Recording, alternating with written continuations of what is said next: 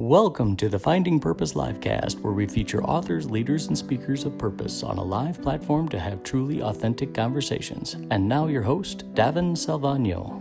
Hey, Ken, how you doing? Well, considering all of the dealings nowadays with George Floyd's death and the concerns there and the coronavirus, and every day I'm asking that question, how am I doing? It's a very honest answer. I'm given everything that's going on in the world and recently in our country, I'm grateful to have you on today because I think you're going to share some incredible words of wisdom, of truth and love that we can all stand to hear to help us get through these very challenging times. Well, I hope so. And I'm always anxious to see if I can learn anything from myself too. That's the other piece. You never stop learning. You're a constant learner, and I'm excited. I say, if you stop learning, lie down and let them throw the dirt on you because you're already dead. That's great wisdom. And so today I'm here with Ken Blanchard.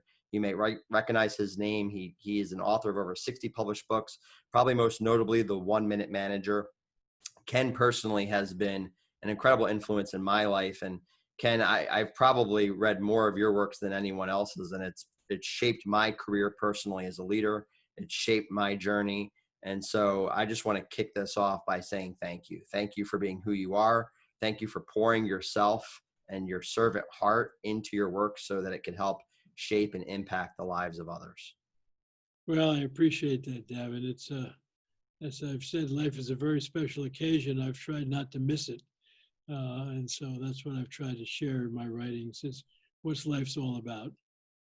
That's exactly right. I mean, you really have taken life by the horns and lived in every single moment of it. And a lot of people know who you are from the work that you've done, but they probably don't know your journey. They probably don't know a lot about what that life has looked like. So if you would take some time here today and tell us a little bit about your journey, your story of how you started and kind of how you ended up where you are today. Well, David, I grew up in New Rochelle, New York, right outside of New York City. And I had a really interesting upbringing. I went to a 90% Jewish elementary school, and Jewish holidays, they put us all in one room. And I always kid, I retired the Goy of the Month award. And then we merged into junior high school with a 95% black elementary school. In fact, the Lincoln School went to the Supreme Court in '61 to test a neighborhood school. And that began the busing. And so it was a completely integrated community. And I've been talking to some of my friends, given the issues nowadays from high school. And, they said that they never really experienced all of the discrimination and all that until they left high school, because we had a pretty amazing place where we all seemed to get along in and out off the playing field, because we played a lot of sports together. And I won the election, and all the elections, it's the compromise candidate. And so I'll never forget, my leadership training began when I became the president of seventh grade, and I came home to tell my dad, and my dad was a pretty amazing guy. He grew up in West Point. His father was a doctor at the gates of the military academy, and he loved West Point. He was in the back of the room when Douglas MacArthur gave his graduation speech, and he saw Jimmy, the great Indian halfback, Jim Thorpe, run the 2 touchdowns back, and also he wanted to go to school there. And his father said, "No, son, you should go away to school." And so he said, "If I can't go to West Point, I'll go to Annapolis." And so he went to the Naval Academy and graduated in 24.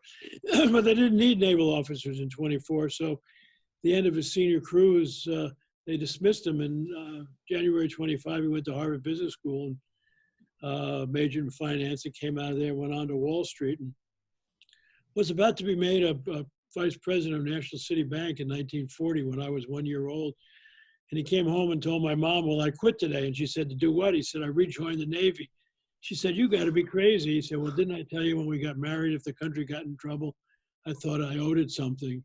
And this Hitler's crazy, and the Japanese will be in this before we know it." And so that was part of the great American philosophy, that if the country is in trouble, don't care whether you're going to be a vice president, let's go serve. And And so my dad, they put him in Brooklyn Navy Yard, and he was 40 years old without any experience. And so when Pearl Harbor happened, it looked like he was going to stay there, but that wasn't his style. So one of his classmates that stayed in was a top guy in the Bureau of Personnel in Washington. So he called him and he said, "John, what do you got for an old fart with no experience? I got to get in the action." He said, "Well, Ted, let me check on it for you." And called back a few days later. He said, Ted, unfortunately, with a guy at your age with your little experience, all I have is a suicide group going into the Marshall Islands." And of course, he didn't tell my mother. He said, "You got your man." And they gave my dad 12 LCIs, landing craft infantry, and his job was to protect the Marines and the frogmen, the SEALs of today, going into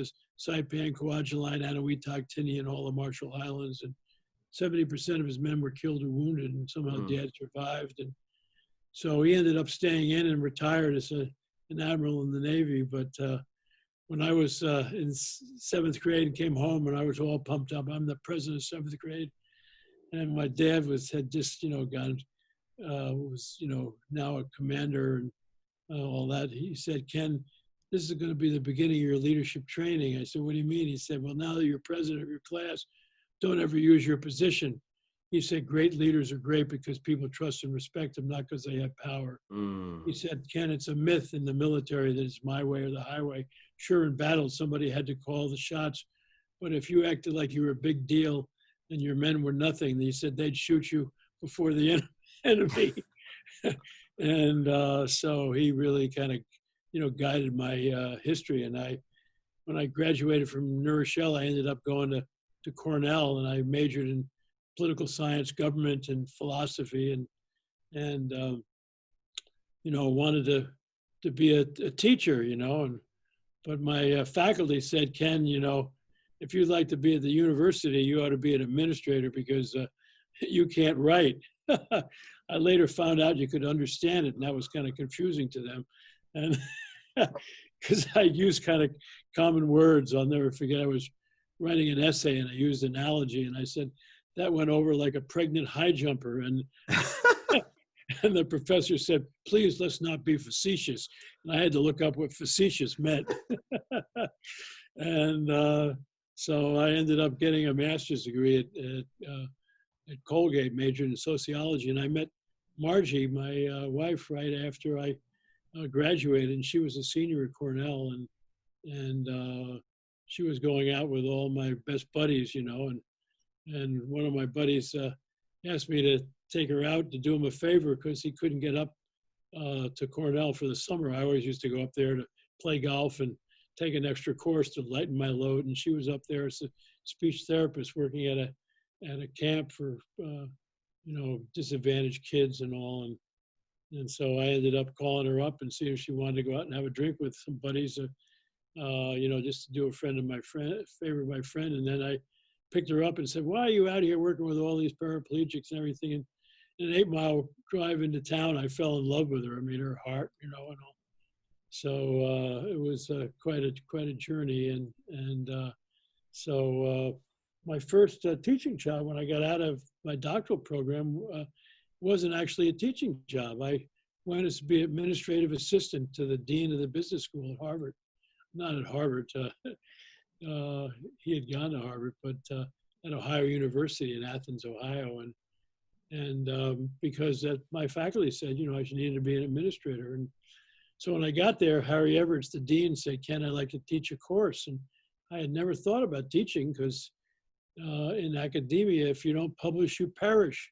And so he said, "I don't care about that. I want you to teach a course." And Paul Hersey had just arrived as the chairman of the management department. So he put me in Hersey's department to teach a basic management course. And since I had done my doctoral dissertation on Fred Fiedler, he was the first situational leadership theorist, I knew that field. So it was really fun. And I came home after about 2 weeks and said to Margie, "Teaching, this is what I ought to be doing. This is really fun." And she said, "What about the writing?" I said, "I don't know, we'll figure something out." And so in December of '66, I had heard that Hersey taught a great leadership course. So I stopped him in the hall and I said, "Paul, could I sit in your course next semester?" He said, "Nobody audits my course. You want to take it for credit, you're welcome." And he walked away. And I thought that was interesting. I had a PhD and he didn't. He wants me to take his course for credit. So I went home and I asked Margie. She was always my chief advisor. She said, well, is he any good? I said, he's supposed to be great. She said, well, get your ego out of the way and take his damn course. So I had to talk to the registrar and letting me in with already having a doctor's degree. And so I did, and I wrote all the papers and all. And June 67, Hersey comes into my course and he said, Ken, I've been teaching leadership for 10 years. I think I'm better than anybody. And they want me to write a textbook. And I've been actually looking for a good co-author to write it with me. And I've been looking for a good writer like you. Would you be interested in writing it? He Wow. read my papers. And I said, God, we ought to be a great team. And so we started writing Management of Organizational Behavior, this textbook that is now in its 10th edition. I think it sells more today than it did in the 60s. And I went to the dean and I said, I quit as an administrator because I have a book coming out. I'm going to be a faculty member. And he said, you can't quit because I was going to fire you because you're a lousy administrator, which I was. And so when we ended up starting our company, Margie and I got a 1-year sabbatical leave to go to California where Hersey was, and we were going to do the 3rd edition to our book and work on some other projects. So I, get out there and I run into a group called the Young Presidents Organization, YPO. They have to become president before you're 40 years old and have at least 50 people then and 5 million in sales. And I did some sessions for them and they invited me to one of their universities and I ended up being the most popular resource. I went from 200 out of the 1,000 who were at the conference the first day when I did a session on different strokes for different folks, but you could always go to 3 or 4 sessions. And then Wednesday I did one, the carrot or the stick, what makes people tick, and 700 of the people came. And then I did one on Friday, so you want to change somebody, and nobody went anywhere else. They had to open the doors. And they said, you won, what are you going to do at the end of the year? We're going back to the university. They said, no, you're not, you're going to start your own company. And I said, how are we going to do that? We can't even balance our own checkbook, And they said, we'll help you. And 5 YPO presidents volunteered to be our advisory board and help us start the Blanchard companies. And this is our 41st year in business. But Margie, of course, was the president initially because I'm a lousy administrator. I'm a good cheerleader. And so it's been a really interesting journey. And shortly after we were there, Adelaide Bree, who was a wonderful writer, she wrote a book called Visualizations, Directing the Movies of Your Mind. She was one of the first people on self-healing of yourself from cancer. And she decided to have a party on people who were authors in San Diego. And I got invited because of the textbook, and Spencer Johnson was there, and he wrote a bunch of children's books with his wife called The Value Tales, The Value of Courage, the story of Jackie Robinson, The Value of Believing in Yourself, the story of Helen Keller, the story of Honesty, the story of Abe Lincoln. And they were all for kids, and he sold millions of copies of those. And Margie met him first and hand carried him over and said, you two ought to write a children's book for managers. They won't write anything else. And so Spencer was working on a 1-minute scolding with a psychiatrist on how to discipline kids. And I invited him to a seminar I was doing in San Diego the next week. And he sat in the back and laughed and came running up at the end of the day and said, to hell with parenting, let's do the 1-minute manager. And so since he was a children's book writer and I'm a storyteller, we decided to do a parable. And we had no idea that it was ever going to go like that. We self-published it initially and Wow. ended up selling 20,000 copies with no advertising from these YPO folks. And then when we went to New York and got a contract, and we were on the Today Show, Labor Day 1982, and it went on the bestseller list the next week and never left for 2 or 3 years. And so that was it. And I was off and running, writing parables and fun stories, and just changed my life. Life is what happens to you when you're planning on doing something else, don't you think? Wow. Life is what happens. That was so good. Say that again. Life is what happens to you when you plan on doing something else. That's right. Yeah. So good. So good. Well, that's my story. Probably took too much time, but no, we have all the time in the world today. And I will tell you how amazing to have your first leadership experience as 7th grade president, and then to be told that you're a lousy writer only to then have someone else who said that you needed to pay to be in their class realize that you were a talented writer and then want to co-author a book for you. It's just what an amazing testimony to people who sometimes suppress their potential or their purpose just because of what other people say to them, rather than following their heart and following their intuition and following the gifts and talents and abilities they've been given. Well, I've always said to people, they say, how do you be successful? I said, keep your head up and look for opportunities. Don't get your head down and grinding on what you're doing, because an opportunity might come up that you never even thought about.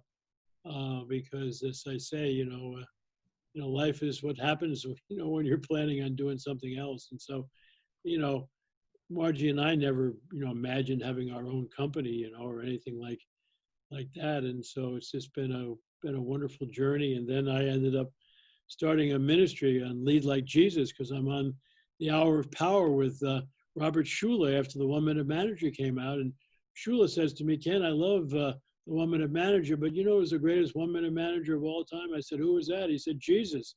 I said, really? I had kind of, turned my back on the faith. And he said, yeah. He said, he was really clear on goals.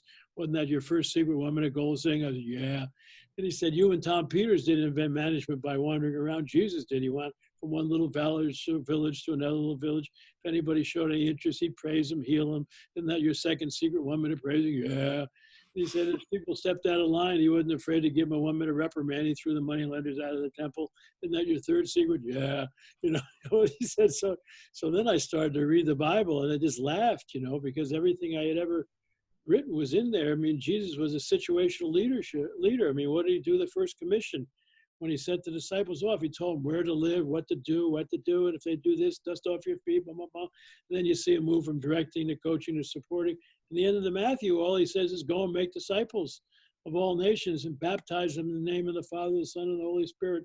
Boom, that's the only direction he gave. He had to come back for one last supportive visit, but pretty amazing. So that ministry is all over the world. Everybody around the world loves Jesus. They don't necessarily like Christians, because we have too many Pharisees in Christianity still out there judging people, rather than Jesus said, you'll be known as my disciples by how you love each other. And then he said, judge not, or you shall be judged. So it's been a fun journey spiritually and in every aspect of life. It's amazing how much your journey, as Schuler pointed out, had echoed that outline, right? He just took piece by piece, a piece of your work and then pointed it back to, well, here's how Jesus did that. Here's how Jesus did that. Here's how Jesus did that. And I know that one of, obviously the greatest command he gave us is to love God and love others. And you have a quote that you share so often, and that's, love is the answer. What is the question?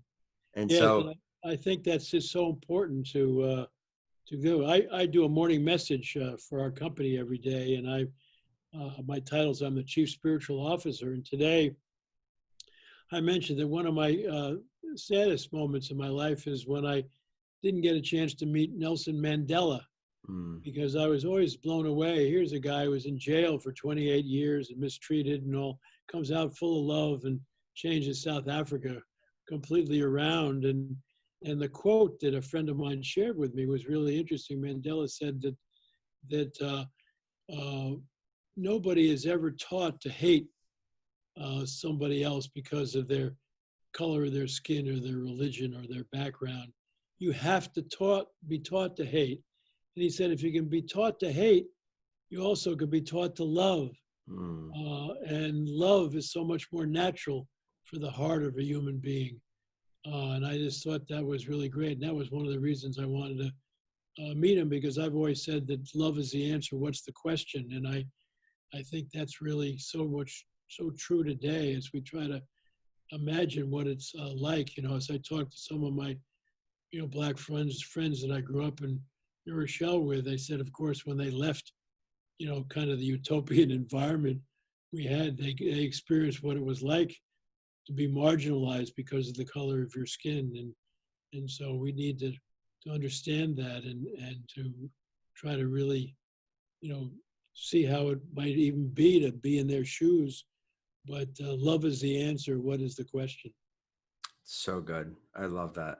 And, a lot of times when we face adversity, as many are facing this year across the world and in our country, we tend to face it with anger. We tend to face it with fear. We tend to face it with disappointment. As you said, life is what happens to you as you're planning to do something else. I think that's certainly true for 2020. We all had plans in 2020, and then life happened on so many different levels. Right. And it's easy to get angry and frustrated and disappointed, and to really lose a sense of purpose in all of that. And it's amazing how quickly love can bring us back on track. Yeah, and that's for sure. And what you put in your own mind, I was really fortunate. When he was 86 years old, I got a right to write a book with Norman Vincent Peale. He was the father of positive thinking. I mean, that book came out in 52 and still sells tremendously to today. And he was one of the most amazing people I've ever known. And we wrote a book called The Power of Ethical Management. Integrity pays. You don't have to cheat to win. And he was the one that said, Ken, to me, love is really the answer, what is the question? And he also said that people who are positive thinkers get positive results. And so, this thing's going to happen in life. And this has been a crazy last 4 or 5 months, and you could kind of get down and mumble and grumble and all that kind of thing. But you need to put your head up and say, okay, what's positive in this? What can I learn from this? What can I get out of this and all to make me a better human being? And so I think that's the whole different attitude. Yeah, there was one of the pictures that I saw recently was of Fred Rogers, Mr. Rogers, washing the feet of an African-American police officer in a pool back then when, obviously there was a lot more issues than there are today. And one of Fred Rogers' quotes was, when you see, my mother always taught me that when you see something scary on the news, to always look for the helpers. There are always helpers. Or to put it in Blanchard language, there's always servant leaders out there somewhere. And you've always approached things from a how can I help mentality, which is really the essence of leadership. I mean, all leadership should be servant leadership, from this essence of what am I seeing in this and what can I do about it, and where's the good and how can I help and where's the love. Yes, you talk about Mr. Robert Rogers. If you haven't seen the film of him, so good. Hank, I think Tom Hanks did one of his greatest acting jobs, because here's a person who was really trying to fill young people with a feeling of love and attitude towards each other and all. He was so way ahead of his times, yet making quite a difference in people's lives. Yeah. And he was so others focused. He did such a great job in that film. And what I really thought that he captured was he wasn't caught up with status.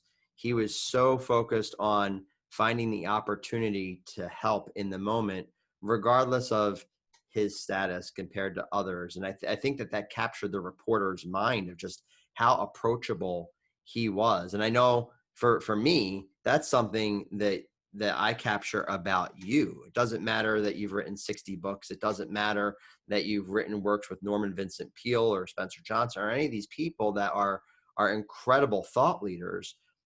You come across someone and you see the person. You don't see what they've accomplished. You don't see, there's not a measuring up, and you take time with who they are, where they are, and you truly come across and say, how can I help? You've embodied that every step along the way. Well, I talked about my father, but my mother was an amazing person. And one of the things she told me ever since I was a little kid, when people say, you point a lot. Well, my mother pointed a lot.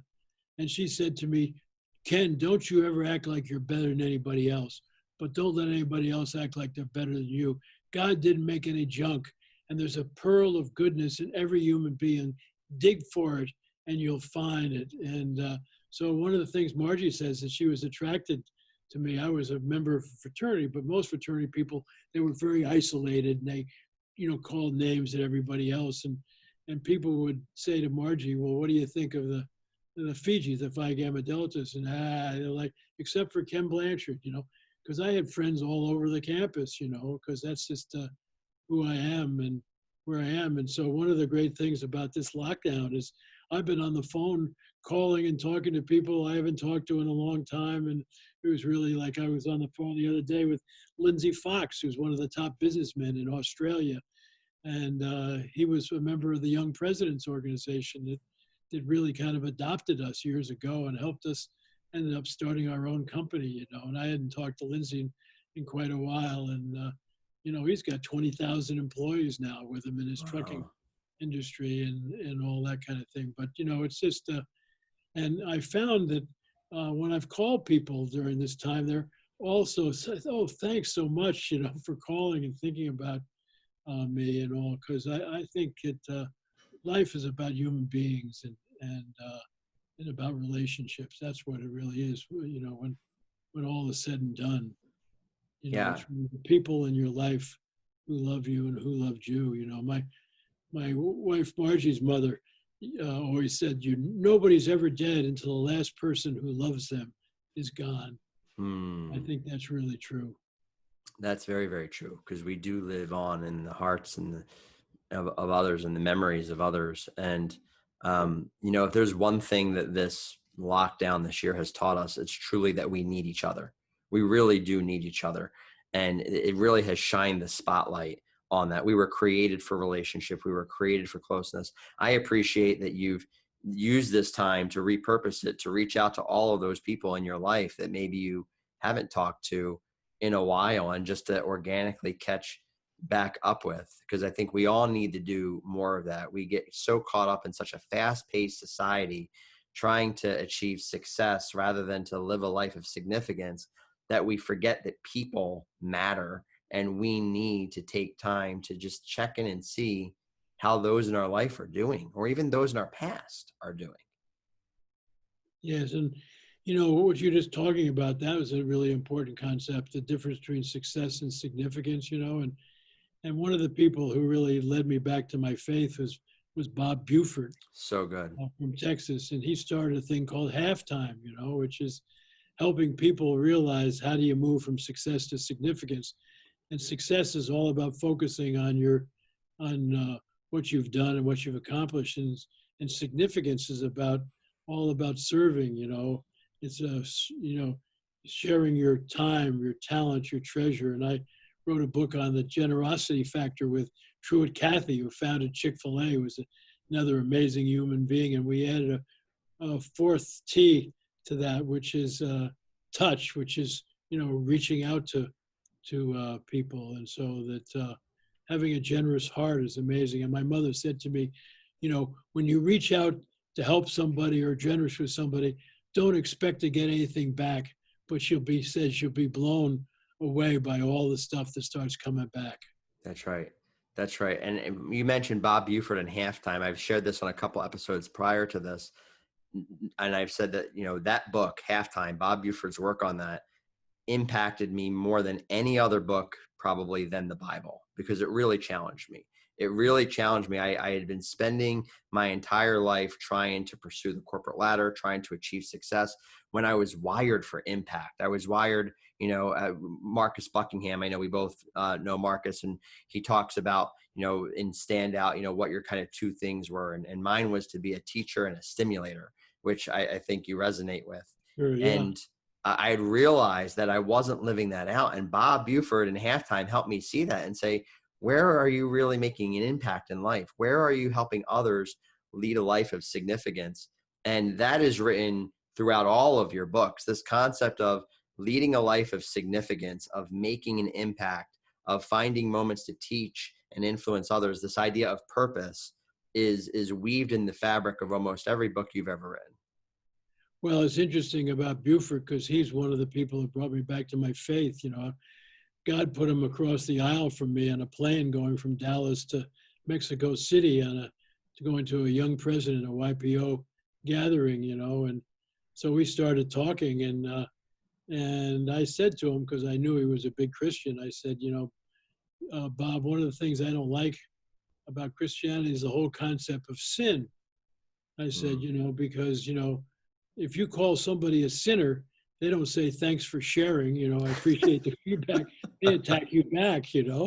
And and so and I said, there seems to be nothing more ridiculous than the concept of original sin. How is a baby in a crib be bad? And Bob said, Ken, let me ask you a question. He said, you think you're as good as God? I said, no, if there is a God, that would be perfection. He said, okay, let's give God 100 and we'll give axe murderers a 5. And he said, Mother Teresa was alive then. So he said, why don't we give her a 95? And he said, Blanchard, you're not bad. You're trying to help people. I'll give you a 75 or an 80. And he said, the neat thing about the Lord is he said, send Jesus down to make up the difference between you and 100. And I said, wow, what a wonderful way to talk about grace. Because, if you call somebody a sinner, they get uptight. But if you say, where are you on a 1 to 100 from awful to unbelievable, nobody's going to take 100. And to say that he came down, it means we all fall short of perfection. And wow, I went, wow, isn't that amazing way to talk about grace? That's a really good way to talk about grace. What a visualization. And I think there's something to be said there that we can echo, right? Jesus coming down to make up that difference. You've captured that essence in the servant leader concept, even in itself of, our job as servant leaders is to recognize where that difference is and to sometimes come down and help people in that gap, right? To serve them in that gap, help them realize their potential and, correct them gracefully, but also wisely. That's really good. When I talk to people about servant leadership, they often think I'm talking about the inmates running the prison or trying to take everybody or some religious movement. And they don't understand that, in my book, The Servant Leadership in Action, where I got 45 key people, like Marshall Goldsmith and Patrick Lencioni and Simon Sinek and Brene Brown and people like that to write articles about servant leadership. And John Maxwell in the foreword said the only way to get great results and great human satisfaction is through servant leadership, and who's the greatest servant leader of all time? It's got to be Jesus, because people say, when they think it's some kind of religious movement or something like that and all, but, and they say, and if I'm a servant leader, aren't I going to lose my position? Not really. I mean, when Jesus washed the feet of the disciples, which was the ultimate in being a servant leader, transferring from the vision. There's 2 parts of servant leadership, vision and direction, and values and all, because leadership's about going somewhere. And that comes from the hierarchy, when the disciples said to Jesus, what are the big commandments? 10 or too many? He said, love God with all your heart and all your mind and all your soul, and love thy neighbor as thyself.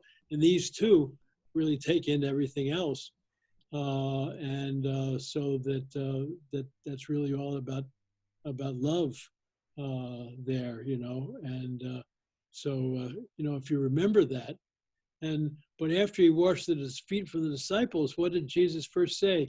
He said, you call me teacher, you call me Lord, rightly so. So he didn't give up his position, but just as I have done for you, do for others. That's right. Which is the servant part of servant leadership. Because once vision is clear, which he made it really clear with them, then now go out and serve. It's not about you.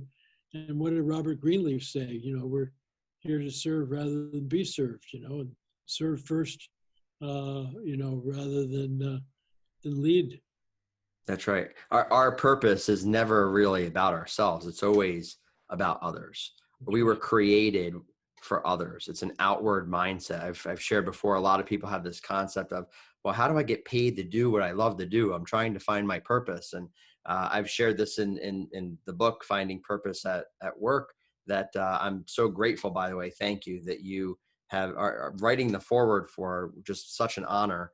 And I know we talked about this at dinner a couple months ago in California, that it's really not about you. It's not about your purpose. It's about what is it that you're good at that other people need, and how can you serve in the moment? How can you love in the moment? And that's truly the starting point of purpose. It's about love, and it's about meeting others in their space of need and entering in with what your gifts, talents, and abilities are to help. Yes, and I think that's so important. Our big national convention is ATD, the American Training Directors, used to be called ASTD. And of course, they couldn't have that this year, but they asked me to do an online keynote, and I decided to do it on and developing a compelling vision, slash purpose for your life. Because I thought when we had more time in this downturn, we could really think about, and there's three parts of a purpose. I wrote a book called Full Steam Ahead with Jesse Stoner, who So good. had been studying, vision and purpose for, 20 years. And we said the three parts are, what is your purpose, which is what business are you in? And my purpose is to be a loving teacher and example of simple truth that helps myself and others to awaken to the presence of God in our lives. So we realize that we're here to serve, not to be served. So I mean, that's the business I'm in. And then the picture of the future is, if you do a great job, what will happen and all. And so we ask people to think about a fantasy day, 10 years from now. With me, I'll be in my 90s in 10 years from now. But, who would you be, where would you be living? Who would you be living with? You're going to be married, you're going to have kids, you're going to have your parents live with you. What are you going to be doing hour by hour? The more detail, the better. And then how are you going to be feeling, emotionally, spiritually, physically, and intellectually.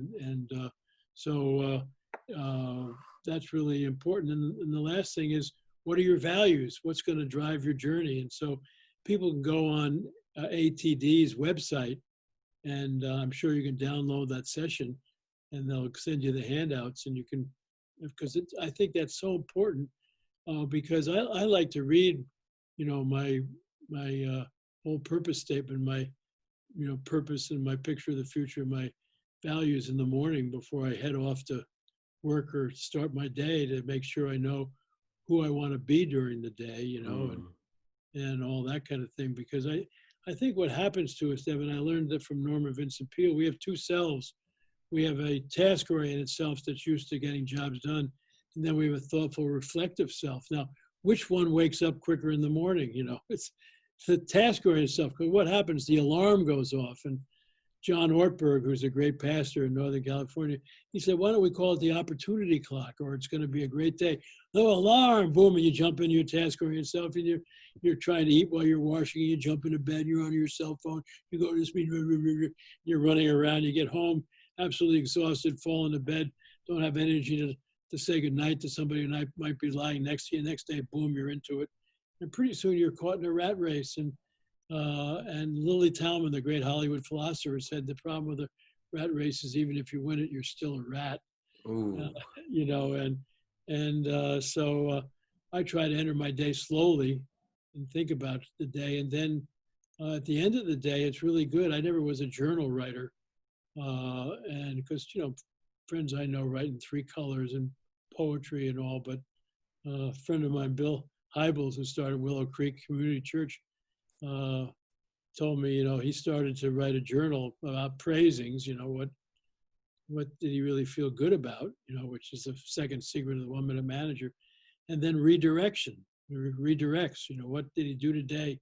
Did he like to redirect? And I think that's a wonderful, I've started to do that, a way to take a look at your day, and then whatever's in your redirect column might set up a 1-minute apology or do something differently. So, who is it that said a life not, worth examining is not worth living, and so you need to constantly be looking at your life. How do you make it better? That's so good. I remember back in November, I was looking for a new planner for 2020. Turned out it really didn't matter what planner you bought for 2020. It was probably the worst investment anyone can make, was a planner in 2020. But I was looking for that. I was looking for those things that you talked about. One of the things that I love the concept of an opportunity clock. I might get a Post-it note and say opportunity clock and put it on my clock at home. But one of the things was reflecting at the end of the day and saying, whose life did I impact today? Was today worth living, in an essence of whose life is better because I was here, whether that's your wife, your kids, or others that you work with. I think that's a great reflection point each day, and then redirecting. What are the do-overs or the things that I need to address or say sorry for, and redirect those the next day. Yes. So good. Well, I think it's constantly looking at your life and thinking about what you'd want to do differently and all that. I was doing an interview yesterday with Tracy Jones, Tremendous Jones's daughter, who's taken over, Tremendous Books.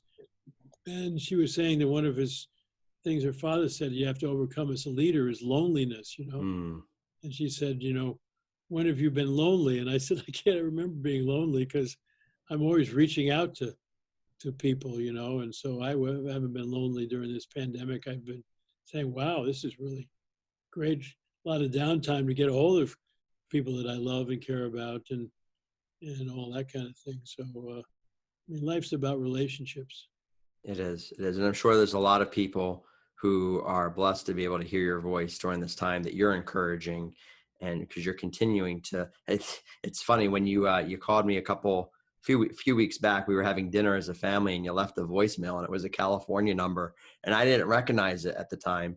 And then I listened to your voicemail and I told Amy, I said, oh, it was Ken. He was calling to comment on the book. And she's like, well, you better call him back, and just even listening to your voicemail and hearing your voice and the relationalness in that tone. It was in the heat of the pandemic. It was a really bad day for us personally as a family. And we were all struggling through some things that day, but just even hearing your voice on the voicemail and the calmness in it and the relationalness of it, it almost made everything else that was going on around us be still, like the storm stilled around us. And I think that's so important that you reach out to people as you have, because I'm sure there's a lot of people in this time that have storms going on in their life, and just, reaching out and being others focused as you are has probably meant the world to them. Well, it's fun. Some people say when they get down, they just call my phone because they want to hear my message, because I say, I'm sorry I missed your call. Life's all about relationships, and my day would have been so much better if I got a chance to talk to you, and, please leave a message and I'll get back to you, because love is the answer. What's the question, So my son said, look, Dad, when I call your phone, I don't want to hear a keynote. But, your kids will always give you a hard time. Scott, now he's a great speaker, and he'll say start a lot of speeches by saying, you probably want to know what it was like to be the 1 minute son, He opened up his talk at your conference 3 months ago with that. And I thought that was pretty funny. Yeah. So good. So as we start to wrap up, because I could sit here and talk to you for hours. I know you said you go to bed at 9 o'clock, but I also want to be respectful to the listeners. But there's a question I have to ask you. And, it feels to me that you've been on this journey of purpose since, clearly you were 7th grade president, even though Bob Buford came along much later in your life and really refocused and redirected your purpose. For you, when would you say was the first time that you recognized purpose at work in your life? Well, I think it really began with my father, giving me that talk about leadership, and then watching his life, and then just realizing that I had some opportunities for leadership, and that's maybe what I ought to be doing. But to realize that the leadership has two parts, the vision, direction, and purpose kind of thing, and then implementation and so leading and serving. And so I just really feel that if you don't know where you're going, what have they said? There's very little chance of getting there. And so having a clear purpose is great to examine, where you're going, and you want to constantly take a look at that.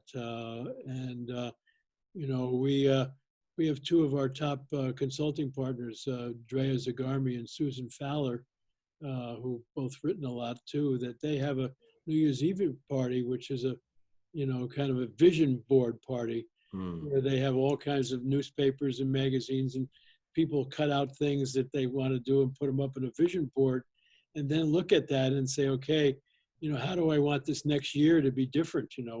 What's my purpose this next year? And you might want to think about, just taking a look every year. So don't just do a purpose statement and then file it, Right. And, what do you want to do? I did an interesting thing one time, and I'm going to go and redo it, but I wrote an obituary for my funeral that I made a video for it, talking about my life and what I thought it was, and sort of saying, why don't you all, since you're sitting here to celebrate my life, talk about, did I live up to this? Or, people think that's crazy, but I remember Fred Smith, a great faith-based Dallas businessman, did something for his funeral, and I was really impacted by that, to be able to see Fred talking about his life at his funeral. I think that's a great exercise, though. I know that a lot of people don't like to think about death, and it can be very morbid, but when you really think about your mortality, as many of us have in these past few months, probably one of the greatest exercises that you could do is writing your own obituary and then asking yourself, did I live up to it? And then redirecting, wherever you're at in your life and saying, am I living purposefully? Am I fulfilling the reason that I'm here? Yeah. So good. I think that's important. So, completely examining your life and to realize, I think I'd like to leave people with, is leadership is not about you. It's That's about right. the people you're serving and you making a difference in their lives. Always. It always is. And, a follow-up question to that, and I need to ask this because I think as I was listening to even you say, take a vision board out in the beginning of the year. What are the things that you want to do? Create a purpose plan. Don't just file it. There's a lot that after this year are going to say, well, what good does it do? I did all of that. And then look what happened. 2020 happened. And, I might as well crumble that plan up and now throw it in the trash. What would you have to say to those right now that are struggling because they had a vision, they had a plan, they thought they had a purpose. But then, as you said earlier, life happens to you. What would you say to those listening right now? Well, I would say quiet yourself and sort of say, go to the wastebag and pull that out again and take a look at it and say, okay, going forward, what have I learned from this downtime? And is it going to be anything different in my purpose and all? The big thing I've learned coming out of this is this whole Zoom concept. And I guess it's been around for a while, but I didn't know too much about it. But boy, I've just had wonderful Zoom meetings with and all. We have a bunch of fraternity brothers that I had when I was in school, and I got 12 of us on a Zoom call recently, and it was just fabulous to get to see everybody and talk to everybody. And we had a all company town meeting recently with 250 people on a Zoom call in our company. I mean, wow, so I don't have to travel as much anymore. I can Zoom it. Right. Yeah, what a blessing that is to be there. There's certainly a lot of good that has come out of this time, like the uses of Zoom and us being able to be relational and see people that we otherwise wouldn't be able to see. And I think that that's part of your message, is that there really is purpose in every adversity. You can find the good in any of this. I know one of the things that when we were in California, and I was talking to you about writing the book, and I said that I was about halfway done with it. And you said, well, you better finish it. I'm not getting any younger. And I went back to the hotel that night and started writing feverishly. And I got on the plane and started writing feverishly. And then I came home and I had all of these plans for March and April, different speaking engagements and things and everything. And then the rug got pulled out. And my first instinct was to panic. And then Amy, my wife, looked at me and she goes, well, now you can get the book done. And I went down in the basement and just, for 3 weeks, just went at it. So I think, there's an opportunity. You talked about an opportunity clock. I think even in times like this, we need to sometimes take those things out of the trash that we thought might be lost and say, where's the opportunity? Where's the wpurpose in this? Where do I need to redirect here? Yes. And I think there's also a great opportunity with George Floyd's death. And I think that maybe because a lot of people aren't working and all, and they're not going to give up these protest movements until they really see some changes made. And I think we're starting to see some things. And so maybe that this could be one of the most powerful ways to really change some of the inequities that we have so that we really can become a much more just and inclusive society, which is a hope and a dream that I have.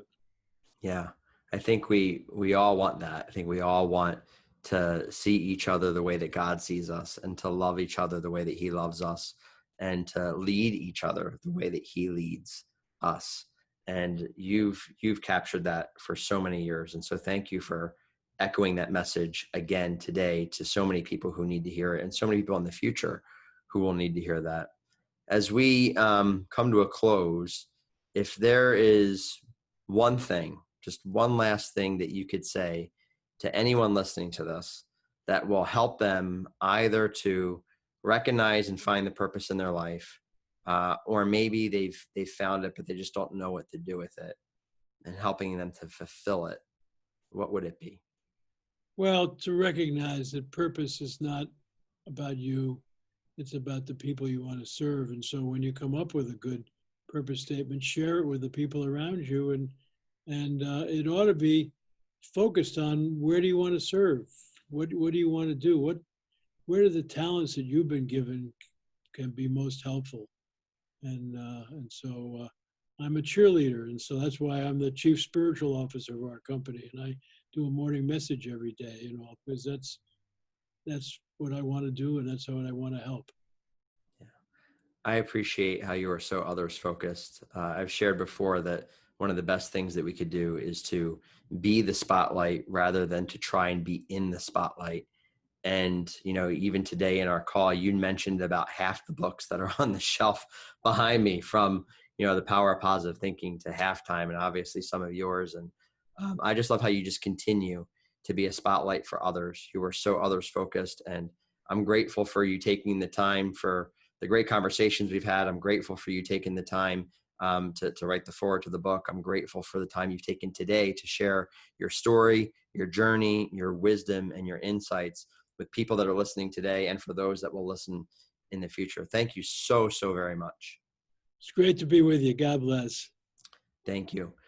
Today, we spent some quality time with Ken Blanchard, a author of over 60 published books, most notably The 1 Minute Manager, but he's also a speaker, thought leader, influencer, someone who's made an impact on so many lives and who has championed what it truly means to live with purpose and lead with purpose. I hope that you take the insights that Ken shared with you today, that you implement them into your life, into your organization, that you focus on making the lives of those around you better and finding ways to love. As Ken said, love is the answer. What is the question? Till next time on the Finding Purpose LiveCast. Live purposefully.